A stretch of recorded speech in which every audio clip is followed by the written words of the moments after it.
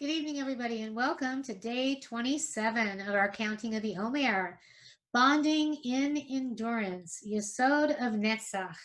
We're going to look at 5 tips for the tenacity to actually be able to endure in our lives. But first, let's look at some actual phrases that might be familiar to some of us when we think about what it means to bond. With this ring I thee wed. I take you to be mine for all time. With this ring, I am bonded to you forever. In sickness and in health till death do us part. Sound a little familiar? We're actually all pretty familiar with some of these vows. And similar ones that might be close to or maybe in different languages or whatever, but they're bonded vows where we actually make a commitment to be bonded to one another. They imply a commitment that will endure for all time, a bond that cannot be broken between two loving partners. For there to be healthy endurance and even a shot at eternity, there must be strong bonds, binding soul to soul, each to the other. And what about the bond with the self? The vows that we have made to ourselves, and for some, even the vows that they've made with God, which have been broken or actually realized. Have you ever heard or experienced a sort of tit for tat negotiation? I promise if you do this, then I'll do that. Or my word is my bond. A promise that something will be honored or kept, a tie that will endure for all time. The commitment that is made is presumed to be a constant that you can rely on, unwavering in its intent, a bond that cannot be broken, thereby creating something long-lasting that will endure. Now, in order to be in alignment with the attribute of Netzach, endurance, we need to be tenacious, we need to be resilient, able to hold up to criticism and go the distance no matter what. When we add the bonding of Yesod into the mix, we enable the endurance to, in a sense, stick, to bond, to come to fruition, because we have the ultimate connectedness of purpose and intent guiding it.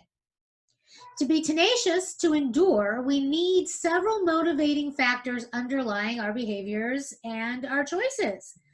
So Emily Mofield and Megan Parker Peters created some tips for tenacity and resilience, which I have adapted for our understanding this evening and all of tomorrow as we explore what does it mean to have Yesod in Netzach, and to be able to endure with Yesod in order to bond with another, or to be able to endure when we have to take our fears and our anxieties and put them aside, when we need to be actually willing to take some risks and actually step out of our comfort zone. We need to be willing to change our point of view, our perspective on things. And if we actually want to be able to endure and affect positive outcomes, all of this is going to be necessary. Tolstoy said, everyone thinks of changing the world, but no one thinks about changing himself or herself. Anybody thinking of long-term commitment to anything needs to feel bonded and secure. Think about the times in your life when you made a commitment. You need to feel safe and secure that if you're going to make this commitment, you're going to be okay. We need to be emotionally aware of ourselves.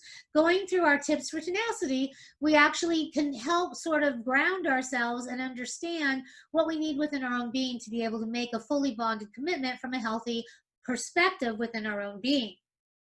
So first we need to understand the role of emotion in perseverance or tenacity or endurance. Okay, so think of a situation when emotions might actually change. You might be joyful, you might be frustrated, you might be in a state of serenity in response to an ongoing effort when trying to endure and achieve a goal. Now, how could your emotions possibly change over time while you're in the midst of the process?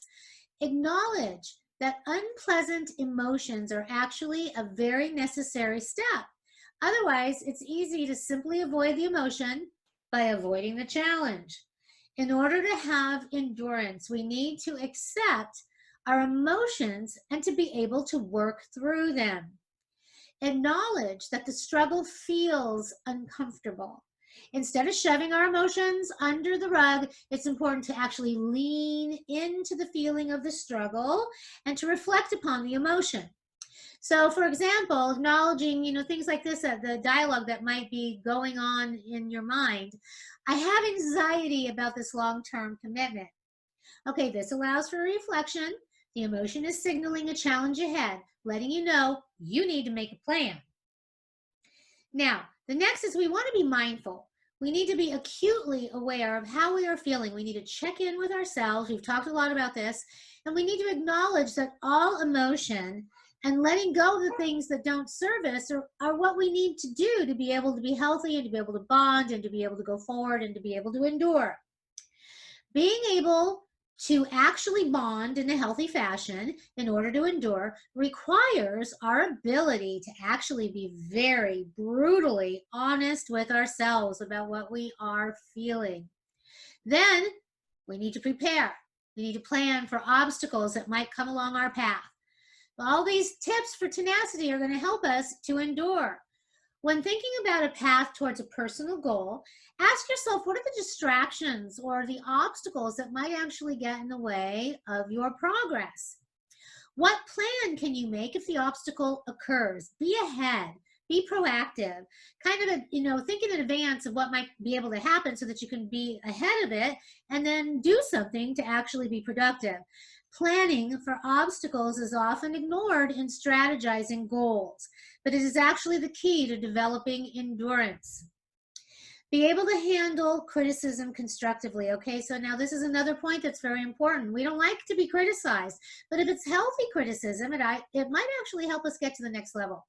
So this involves separating fact from feeling, so you're not discouraged so much that you want to give up. Now, some criticism is healthy and it actually helps us take action in the ways that we might not have thought of possible. It kind of sends us to a space where we might actually go forth and think of things that we might not have otherwise thought of.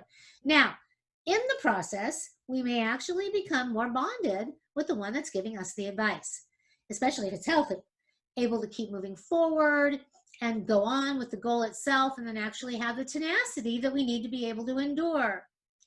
When we have the strength within us to endure, we will persevere against all odds, and we will stop at nothing to achieve our desired goal.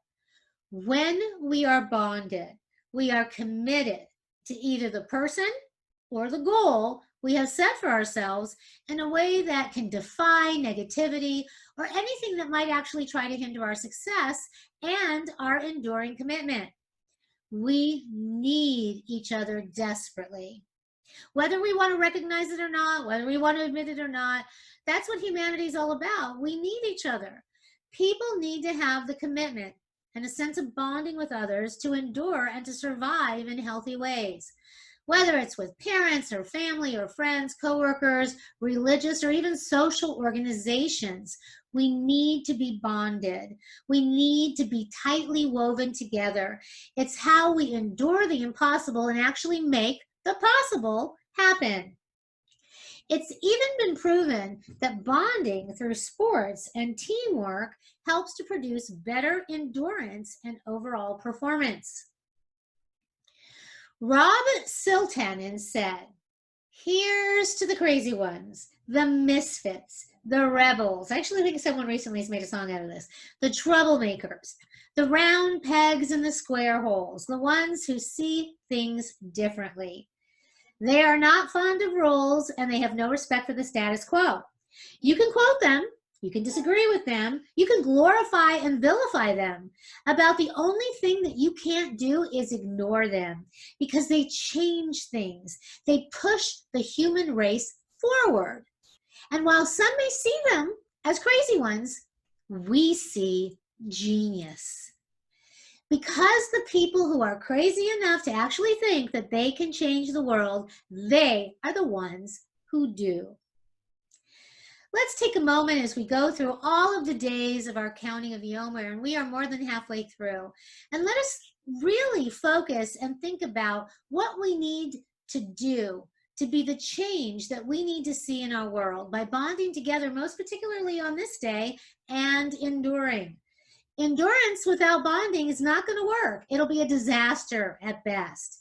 Bonding in endurance, Yesod in Netzach, will get us all where we need to go.